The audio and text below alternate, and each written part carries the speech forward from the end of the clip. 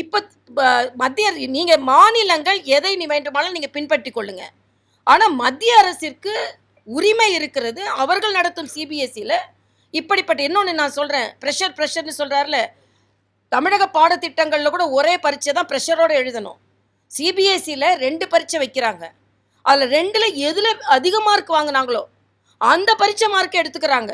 இன்னொன்று CBSE syllabus 15% குறைக்கப்பட்டிருக்கிறது.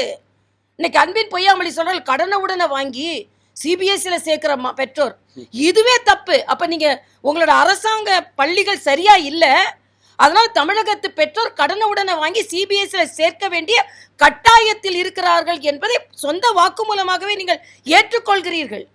ஆக பள்ளி கல்வித்துறை, இதில் வேற நீங்கள் பள்ளி கல்வித்துறையை நான் மத சடங்காக மாற்ற மாட்டோம், மூட நம்பிக்கை அங்கே இருக்கக்கூடாது, சோசியல் ஜஸ்டிஸ் தான் இருக்கணும் அப்படின்னு சொல்கிற திராவிட முன்னேற்ற கழக அண்ணன் ஸ்டாலின் தலைமையில் உள்ள பள்ளியில தான் அறிவுக்கு பதிலாக அறிவாள் இருக்கிறது பையில.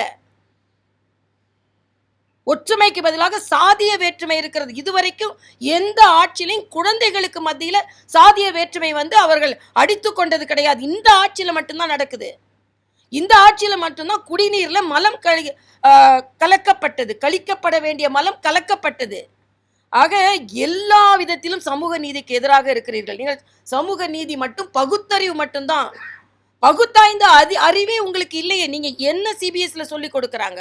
பாண்டிச்சேரியில் நான் பெருமையா சொல்லுவேன், அனைத்து அரசாங்க பள்ளிகளிலும் சிபிஎஸ்சி ஆகிவிட்டது. அதனால கடனை உடனே வாங்கி பெற்றோர் சேர்க்க வேண்டியதில்லை.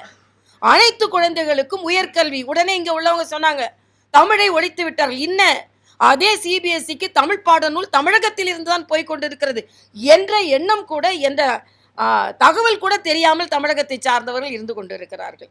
அதனால இன்று பள்ளி கல்வியை தயவு செய்து மாணவர்களும் பெற்றோரிடம் விட்டுவிடுங்கள். உங்கள் அரசியலாக்காதீர்கள் என்று தான் நான் கேட்டுக்கொள்கிறேன்.